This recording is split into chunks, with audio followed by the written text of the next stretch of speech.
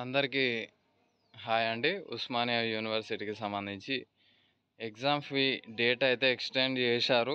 ఇప్పటివరకి అంటే already exam fee date కూడా అయిపోయింది. అయినా సరే మళ్ళీ వీళ్ళు ఎగ్జామ్ ఫీ డేట్ అయితే ఎక్స్టెండ్ అయితే చేశారు. ఆల్మోస్ట్ 90% అయితే స్టూడెంట్స్ అందరూ ఫీజు కట్టారు అని నేనైతే అనుకుంటున్నాను. 95% అయితే పక్కా ఫీ అయితే కట్టి ఉండొచ్చు. అయినా ఇప్పటికైనా ఎవరైనా కట్టని వాళ్ళు ఉండొచ్చు, ఉండకపోవచ్చు.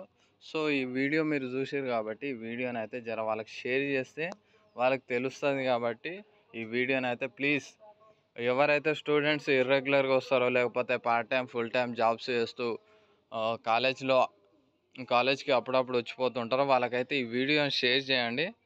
అండ్ ఎగ్జామ్ ఫీ డేట్ మనకి 15th ఏప్రిల్ వరకు అయితే లాస్ట్ డేట్.